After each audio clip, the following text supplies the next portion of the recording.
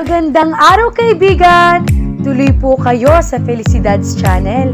Sa mga kwento ng buhay at pag-ibig na hinalukay sa natatagong baul ni Felicidad. Pero bago po tayo magpatuloy, huwag niyo pong kalilimutan na i-like ang video, i-subscribe ang channel, at i-click ang notification bell para lagi kayong updated sa mga parating pa na upload.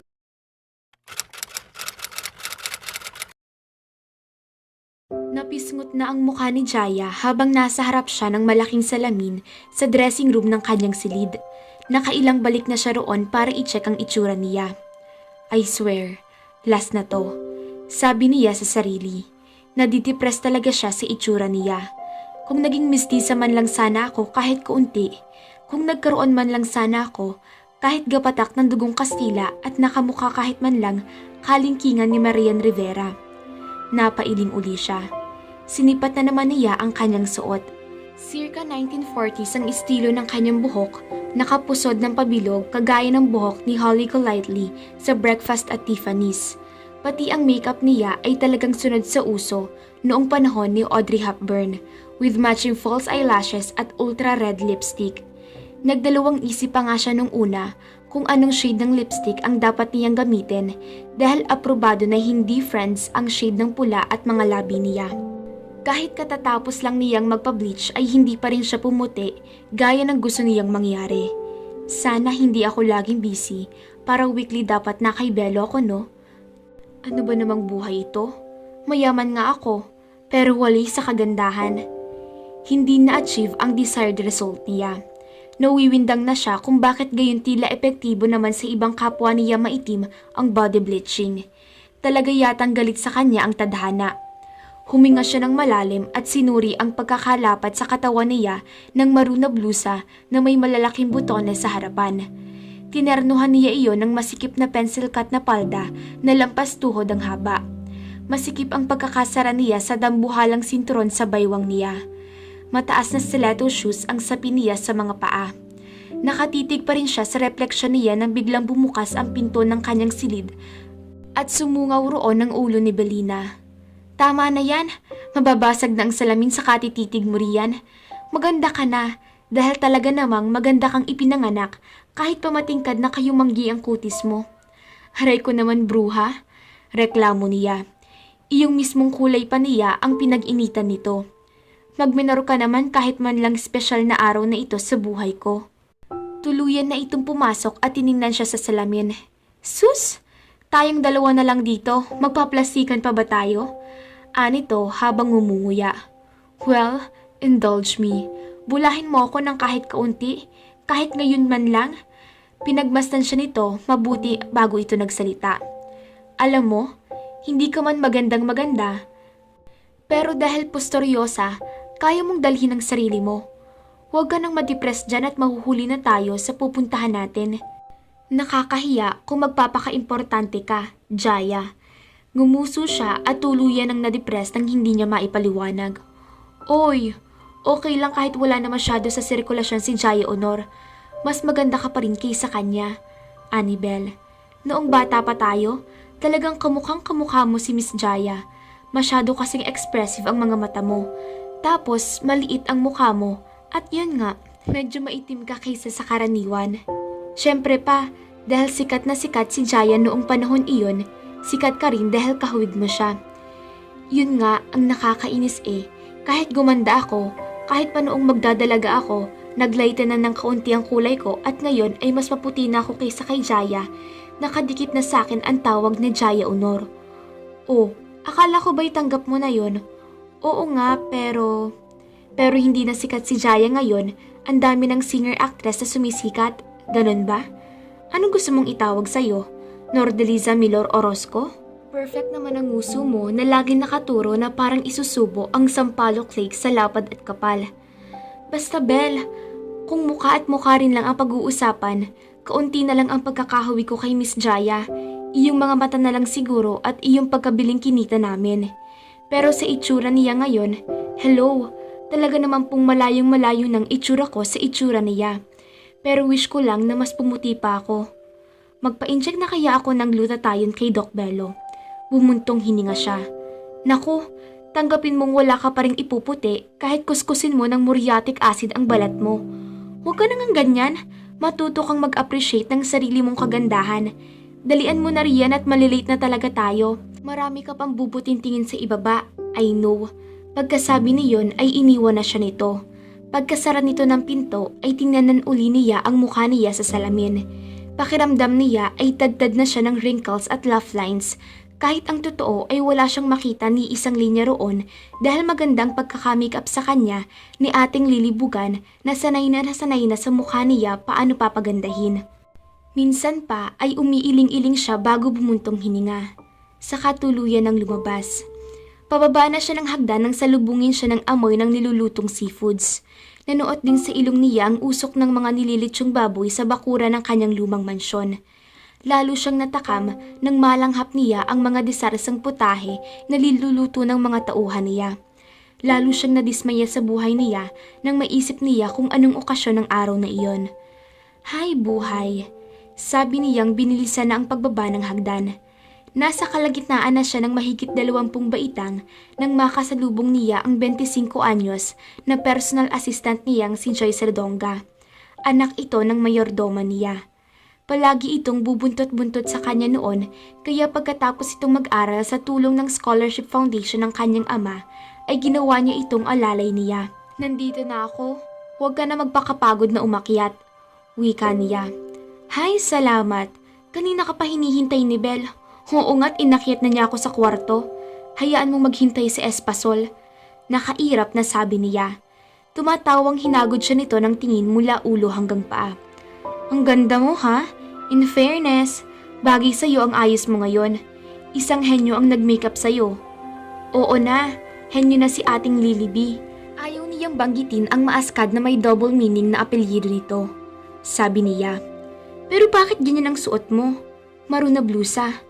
Bakit mo naman pinaltan yung puting blusa mo kanina? Mas bagay kaya sa'yo yun? Paborito mo ba yan? Para ka tuloy black doll dyan na may pagka-Nazareno besh. Palitan mo at baka hindi dumutang ang beauty mo dyan. Kaloka ka ha? Sino bang tumahi dyan o inspired na naman sa pag-ibig mong nalipasan na ng panahon kay Tommy Clavines? Ba yun? Bakit? May problema? Ano naman ang akala mong isusuot ko? Yung printed long sleeves? Yung tuwid na tuwid kong wig at yung bell-bottom jeans? Tapos maglalagay ako ng nunal sa pisngi para career ko na ang pagka-Ate Jaya Honor ko? Aniyang hindi na iwasang langkapan ng sarkasmo. Filipiniana ang motif ng pupuntahan kong okasyon pero trip kong mag-holiday. Aba, hindi masamang ideya yung Ate Guy part na binanggit mo. Tatawa-tawang sabi nito. Umirap na naman siya. Isa ka pa? Bakit bang sungit mo ngayon, madam? Masisira ang poise mo sa napakagandang araw na ito. Ngayon ay 30 anyos ka na. Napailing siya at nilampasan na niya ito. Nagtungo siya sa living room. Nasa bukana pa lamang siya noon ay napatigil na siya. Saan galing ang mga ito? At bakit nakadisplay ang mga ito? Itinuro niya ang bouquet ng mga bulaklak, fruit baskets, mga regalong iba't iba ang laki at mga bayong na may lamang gulay. Regalo sa iyo ng lahat ng mga nakakaalala sa birthday mo. Nakangiting sagot ni Joyce. Iyong mga buhay na hayop, doon ka na lang sa labas ipinalagay at baka dito pa dumumi sa loob ng bahay. Masisira ang carpet. Aba, natural. Saan ka naman nakakita ng mga biik at gansa na nagtatakbuhan sa loob ng isang mansyon? Nakataas ang isang kilay na sabi niya. Bungingsngis ito. Maaga pa lang ay marami nang nagdala rito ng mga inihahandog nila para sa inyo. Kamahalan. Bandang tanghali ay isa-isa namang nagdatingan ng mga naghandog ng mga bulaklak at mga nakabalot na regalo. Mind you, pati sina Mayor at Gov may mga regalong ipinapadala para sa iyo. Ang taray mo talaga, Madam Jaya. Ang haba-haba ng hair mo. Nako, pakialam ko sa mga yon. Saka hello, dapat nga, hindi lang regalo ang natatanggap ko sa kanila no. Sa laki at sa dami ng mga naitulong ko sa kanila sa pangangampanya nila sa syudad natin para maipanalo nilang huling eleksyon, kulang pa yung mga anik-anik na yan. Wish ko lang para sa birthday mo, sana'y lalo ka pang maging humble. Napapangiwing wika ni Redonga. Sa apelyido niya tinatawag at masanay siya na gusto ni Jaya na unique ang mga pangalan ng tauhan niya. Saka bumungisngis na naman. In fairness, nakapila na naman ang mga manliligaw mong politiko at naghihintay na masungkit at gininto ang oo at ng yaman mo na lahat niyata ng kayamanan ng bayan na ito ay sa iyo naman napunta. Kaya yan ang dahilan bakit ayaw ko mag-entertain ng mga asungot na politiko na yan. Lumapit siya sa mga nagagandahang flower arrangements. Malayo pa siya ay sinisipat na niya ang mga regalong nakapata sa sala. Alin ba rito ang galing kay Gov? Tanong niya kay Redonga. Pero bago pa rumihistro sa isip niya ang sagot nito, ay nadistract na siya nang gumalaw ang matatayog na stargazers sa isang very elaborate na flower arrangement. Mula sa likuran niyon ay bigla na lang tumayo si Belina, na as usual ay ngumunguya na naman. Hoy Talipandas, anong ginagawa mo riyan? Tanong niya na biglang napasimangot sa napagtanto. Ano ba naman, Bel? Bakit? Tanong nito sa pag-ita ng panguya. Lumapit siya rito. Saka niya nakitang paubos na ang laman ng isang kahon ng anong pastry. Hindi nito binibitawan iyon habang kumakain. Ano ka ba naman, Belina? Hindi ko pa nga nakikita kung sinong nagbigay niyan, kinain mo na. Sita niya rito. Wala ka pa yatang balak na magtira? Galing ito kay Profesora Gigi Montejo, Miss Birthday Girl. Naalala mo pa ba siya? Siya iyong pinautang mo para makapagpatayo ng pastry and cake shop niya sa city proper. Pinadalhan ka niya ng isang box sa mga produkto niya. May itinuro itong kahon na kasinlaki ng mga pinaglalagyan ng trahe. Ayun oh. Ano yung maliit na kahon na hawak mo? Special na tart. NJAO tart. Ano iyon? Talaga yatang nakatadhana ako sa mga ganyan-ganyan. Nordeliza Jaya Honor Orozco tart. Iyon daw ang tawag dito. Isinunod daw ito sa pangalan mo bilang pagpupugay. Bago raw nila itong produkto. Sumubo at ngumuya na naman ito. Susme, ubusin mo na lang kung hindi ka man lang mag-aalok. Tinalikuran niya na ito. Well, natuwa siya sa ginawa ni Gigi. Nagkakilala sila nang minsang nagkaroon ng cake baking contest sa Kapitolyo at isa siya sa mga naging hurado. Si Gigi ang ipinananalo niya dahil masarap naman talaga ang mga cake nito. Nilapitan niya ito pagkatapos ng event. Nalaman niyang pangarap nitong magtayo ng pastry shop sa sentro ng San Pablo City pero wala itong sapat na kapital. Siya na mismo nag-alok na pautangin ito para maitayo nito ang negosyong iyon. Hindi siya nagkamali sa ginawa niya. Naging popular agad ang mga produkto nito. Ngayon ay may 3 branches na iyon. Isa sa loob ng SM San Pablo, Robinson's Place Lipa at ang orihinal na tindahan sa National Highway ng San Pablo. Pero panalo talaga ang branch nito sa palengke na matao at lahat ng pasalubong ay doon pinupuntahan. Talagang dinarayo iyon ng mga turista at bakasyonista dahil hindi kumpletong outing sa 7 lawa ng San Pablo kapag hindi nakapag-uwi ng mga sikat na cake at tarts ni Gigi Montejo. Isa lang ang naturang professor sa maraming success stories na involve ang generosity niya. Maraming lumalapit sa kanya para humingi ng tulong. Pero madalas ay kusang loob niyang inaalok iyon kapag nare-recognize niya ang talento ng mga iyon. Tila naging adhikain na niya ang tumulong para magkaroon ng kaganapan ang mga pangarap ng mga taong nakikilala niya. Para siyang isang fairy godmother. Ngayon, ang fairy godmother na kumukuha ni Jaya ay mayroon ng tart na ipinangalan sa kanya. Immortalized na siya sa pamamagitan ng isang matamis na biskwit. Hindi na siya makakalimutan kailanman. Ano, aalis na ba tayo? Pukaw sa kanya ni Belina na nakasunod pala sa likuran niya. Anong oras ba yung unveiling ng bagong rebulto ni Lolo Marcelo? 8:00, sagot nito. 7:00 pa lang naman wala pang 15 minutos ang biyahe papunta school. Kakausapin ko lang si Tata Ellie tungkol sa handaan, saka si Miss Joanne para sa catering at sa party mamaya. Kasama na ba niya yung mga event organizers? Oo, nasa labas na sila at busy ng lahat. Inaayos na nila ang table settings, pati ang mga decorations. Kung ganun, ay kakausapin ko lang sila sandali. Tumatangong sabi niya. Sabay baling sa PA niya. Pakitawag mo nga sila Redonga. Tumalima ito. Pakiramdam ko ay may nakadikit sa akin ng mga lumot at talababel. Bumuntong hininga siya. Sabay usisa sa mga bayong-bayong at kaing-kaing ng mga prutas sa nasa gilid ng pinto. Diyos ko! Parang gusto nila akong pagtayuin ng fruit stand sa Pasig. Ano na naman ba yan, Jaya? Napapailing na wika nito. Being 30 doesn't mean that you're an old woman already. In fact, nowadays, lalong gumaganda at nagkakaroon ng karakter ng isang babae habang nagkakaedad siya. Tingnan mo sina Jean Garcia at Eula Valdez. They're in their 40s pero naman mas maganda pa sila kaysa sa ibang young actresses ngayon. Mas maganda pa nga si Jean doon sa anak niya eh. Hinagod siya nito ng tingin mula ulo hanggang paa. Look at you. Fabulous ang figure mo. Then look at me. Tumalima siya. Kapag kuwan ay umasim ang muka. Kung sa bagay, pang-aasar niya rito. Umilag si Jaya nang batuhin siya ni Belle ng nilamukos na wrapper ng NJAO Tart. Kahit kailan ang galing mo talaga sa pagsira sa self-esteem ko. Wika nito. Basta, bonggang itsura mo sa suot mong yan. Medyo nakaka-confuse lang kung anong decade ang suot mo. Nevertheless, maganda ka. If you had worn that kind of style 5 years ago, I'm sure hindi mo carry yan like the way you do now. Inungusan niya ito. You're just making me feel better dahil mas bata ka sa akin ng ilang buwan. It doesn't matter. I'm still 30. 4 months from now. Pero nakikita mo naman lang ba na nag-aalala ko? My goodness, Mare. Tingnan mo nga't banat na banat at makinis pa rin na parang sa baby ang balat ko. Ho, Jiva? At ikaw, makinis ka pa rin naman kahit kakulay ka ng asukal na muscovado. Diyos ko naman, beli na agapay. Paano naman kukulubot yung balat mo siksik na siksik ng taba ang buong katawan mo?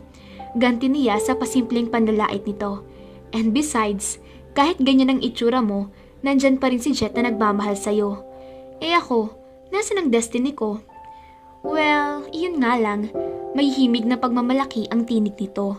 Nagpapakyut pa ito na parang sinasabi na mas lovable ito kaysa sa kanya. As if naman talagang naiinggit ako sa kanya. Puro cellulates naman siya. Bumuntong hininga at napailing na lang siya sa kumpiyansa nito. Kahit magunaw ang mundo, hindi niya papangarapin maging siya si Belina. First and foremost, 35 ang waistline nito at mas bongga pa kaysa sa wedding cake ang mga bilbil. Lahat yata ng bahagi ng katawan nito ay mataba. Kahit pa maputi ito at totoong makinis ang banat na balat, malaki naman ang eyebags nito. May-ari ito ng Santo Angel's Pride, isang chain delicacy stores na ang specialty ay espasol, makapuno tarts at ang makapigil hiningang special ensaymada.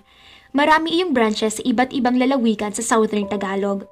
Alam niyang super proud ito dahil nanggaling ang negosyong iyon sa dugo at pawis ito. Proud din siya para dito. Mahirap lang ang pamilyang pinanggalingan nito.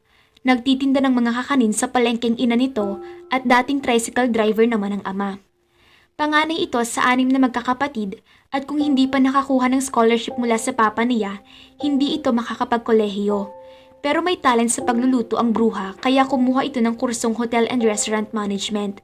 Doon ito natutuhang mangarap na magkaroon ng sariling pwesto para maitindi ang mga naiisip nitong produkto.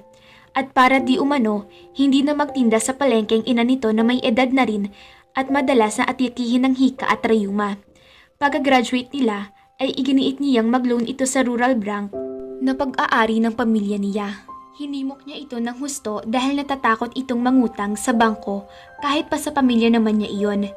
Nag-co-maker pa siya rito para ma-approve ng pamunuan ng 7 Lakes Rural Bank ang application nito. Hindi naman siya nagkamali sa pagtulong dito. Ang pinakaunang pwesto nito ay isa sa maliit na pwesto sa loob ng local mall sa Kabihasnan. Mabilis na nag-click ang mga tinda nito. Now, 9 years later, popular and established name na ang specialty shop nito. Ang inay nito ang nagsisilbing kahera doon. Ang tatay naman nito ang in-charge sa mga delivery trucks. Nakapagtapos na ito ng 3 kapatid at ang 2 ay nag-aaral pa. Well, in general ay masaya talaga ako, sabi pa nito. Wala pa akong 30 anyos ay naipagpatayo ko na ng bahay ang mga magulang ko. May sarili na rin akong bahay, may ipon na rin ako. Nasusunod ko na ang layaw ko na dati ay kinaiinggitan ko lang sa'yo. Masaya ang relasyon namin ni Jet. Pakiramdam ko ay nasa college pa rin kami at bago pa lang naging mag-boyfriend. Nakadestino sa Maynila ang nobyo nito na junior accountant sa isang multinational company. Ilang taon na lang kapag tapos sa siguro ang lahat ng kapatid ko ay magpapakasal na kami ni Jet. Ang majority ng success na tinatamasa ko ngayon ay ipinagpapasalamat ko sa busilak na kalooban mo at sa pagiging likas na mapagkawang gawa mo sa kapwa. See? You did not live your 30 years in vain. Kung sa bagay, nagkipit balikat na siya. Kahit parang nabagsakan ng langka ang mukha ng boyfriend mo, kahit pa sabihing male version siya ni Baba G dahil kwadrado na ang mukha niya, mahaba pa ang kanyang baba, Kahit medyo hirap siyang magsalita at mas mahirap unawaan ang mga pinagsasabi niya, at least, mahal ka niya, diba? Meant for each other nga yata talaga kayong dalawa dahil magkasundo kayo. Hindi talaga kami nag-aaway, no? Give and take ang relasyon namin. Proud na sabi nito. Huwag na lang sana kayo magkaanak, pagbibiro niya. Pero in terms of companionship, wala naman akong masabi sa inyong dalawa. Samantalang ako, napabuntong hininga siya. Tigilan mo na nga yung kakabuntong hininga mo. Masaya kami ni Jet sa kabila ng lahat ng pamimintas mo. Pero malay mo naman, swertehan ka rin kahit may pagkabaluga ka at saksakan ng pintasera. Happy birthday to me. Puno ng sarkasmong bati niya sa sarili. Kahit wala kang boyfriend, hindi naman empty ang buhay mo kaya tumigil ka na sa kadramahan mo. Hindi ka ba maligaya sa mga charity works mo? Ang dami-dami nagmamahal sa'yo, iha. Parang celebrity. Jaya Honor. Saka, marami ka rin namang manliligaw. Kahit sino sa kanilang sagutin mo, selyado na ang future mo. Kaya dalian mo na ang pagdidesisyon bago pa ma-expire ang matris mo. Pasas na nga yata yung ano mo eh. Tingnan mong babaeng to. Kanina sabi mo okay lang kung 30 na ako at wala pa rin boyfriend. Tapos ngayon eh hinaharas mo ako. Hindi ako naghahanap ng sakit ng ulo. Alam ko naman na ang pera at pangalan ko lang ang habol ng mga tarantadong manliligaw kuno na iyon. Hindi ako magpapagamit, lalo na sa mga anak ng politiko na grabe kong manligaw. As if naman type ko sila. Pwede ba no? Umingos siya. Well, so what nga ba kung wala kang boyfriend? Magpakasaya ka na lang BFF Jaya sa mga kayamanan mo. Actually, hindi boyfriend ang kailangan ko. Tiningnan niya ang refleksyon sa etched glass na nasa dingding. Lalong hindi sex lang ang habol ko kaya pas ako sa mga politiko na yon. Kung hindi boyfriend, ay ano? Asawa? Determinadong sagot niya. Napamaang ito sa kanya. Asawa? Hindi ko ba naikwento sa'yo? Nagpatingin ako kay Dr. Miranda last week. Aniyang tinutukoy ay ang OB-GYN niya. Regular ang check-up lang naman dahil nagkaedad na ako. Nalaman kong hindi raw normal ang mabilis na pagmamature at pagdanta ng matres ko. So in a way ay tama iyong sinabi mo. Hereditary daw iyon, sabi ni Doc. Naman ako sa partido ni Mama. Kaya nga raw nag-iisang anak ako nila Mama at Papa. Kasi raw, 30 na si Mama ng mag-asawa. Nahirapan siyang magbuntis dahil humihina na ang matres niya. Kaya pala karamihan sa mga tiyahin at mga pinsan ko sa mother's side ay isa o dalawa lang ang anak. May mga nag-ampun pa nga sa kanila dahil hindi na talaga sila nagkaanak. Obviously, hindi na rin ako nasundan kaya hindi na nagkaroon ng second success ang mga magulang ko. Nakatingin ito sa kanya na animo na maligno. Naiiritang gagad niya rito. Ano ka ba, Bel? Natunaw na ba ang tart niyang utak mo? Hindi mo ba naiintindihan ang sinasabi ko?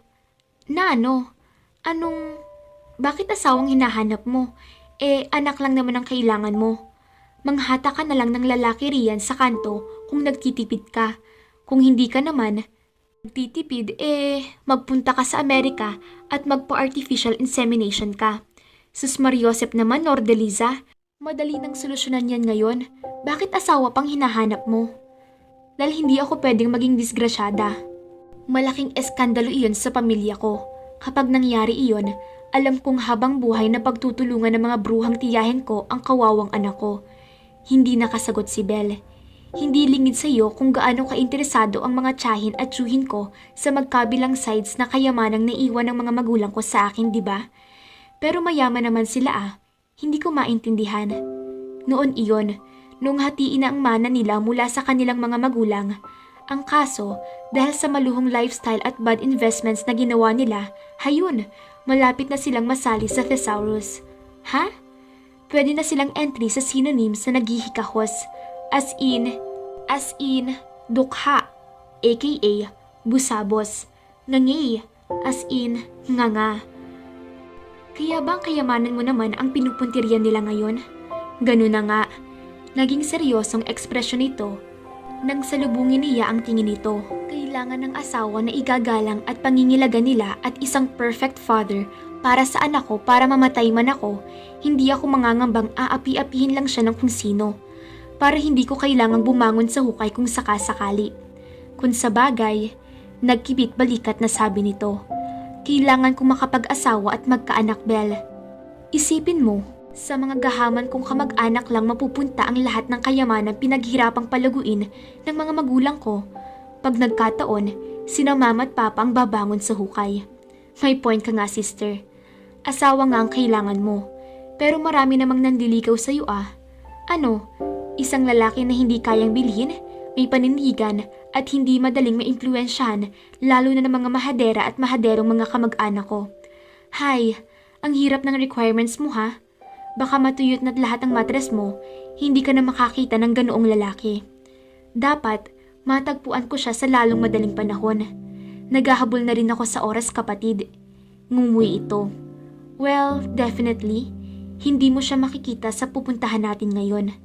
Aba, malay mo naman, bawat okasyon ay isang bagong oportunidad. Malay mo, ito na ang lucky day ko. Birthday ko ngayon, baka maisipan ni Lord na regaluhan ako ng yamalicious na papa. Who knows? Nang haba ang nguso nito. Kung hindi man sa school, baka sakaling may mamit ka sa party mo mamayang gabi. Sigurado, maraming bachelor magkakadaupang palad mo BFF. Sana nga, para hindi masayang ang pera ko sa paghahanda kong ito. Aniyang napailing uli. Feeling ko, kaiklatan itong celebration ko pagtuntong ko sa line of 3, samantalang nandidiri ako na 30 anyos na ako. My gosh! Lumabi siya. Kahit ang pagpuputi ay hindi ko naremedyohan ngayon. Ano ba namang buhay to? Nasaan ang hustisya sa mundo? Anong magagawa mo eh? Ipinanganak ka talagang baluka. May hustisya na roon dahil kahit pandak at black doll ka, may gintong kutsara ka naman sa bibig, nangiiri ka na ng nanay mo. Saan ka pa? Hindi pa naman ako nawawala ng pag-asa. Oo nga, habang humihinga ka may pag-asa. Naputol ang usapan nila nang bumalik si Redonga. Kasama ni nito ang ipinatawag niyang nangangasiwa sa pagkain at ang event coordinator. Hinayaan siya ni Belle na kausapin ang mga ito. Nakikita niya sa sulok ng kanyang mga mata na sumisipat na naman ito ng mga kakain. Masama ang tingin nito habang tila pinipintahan ng laman ng mga regalo. Hindi na lang niya ito pinansin. Kahit kailan talaga ay masiba ito. Pagkatapos niyang makipag-usap kina Tata Ellie at Joanne, ay niyaya na niya sina Redonga at Belina sa school. Sumakay sila sa Mercedes-Benz. Hindi niya maipaliwanag kung bakit magaan ang pakiramdam niya. May magandang pangyayari kayang naghihintay sa kanya sa pupuntahan niya. Parang gusto niyang pasibarin ng kotse kahit malapit lang ang eskwelahang pakay niya. Desperada na ba ang ating bida na makahanap ng perfect husband? Saan naman kayang lupalop niya makikita ang ganoong lalaki? Paano kaya ang gagawing diskarte niya? Meron na nga bang darating? Paano naman ang reputasyon niya na kagalang-galang? Si Julius na kaya? Magtatagpo na ba sila? Kaabang-abang naman ang mga susunod na mga pangyayari. Abangan niyo po bukas mga dearest viewers namin na Felicidad Channel.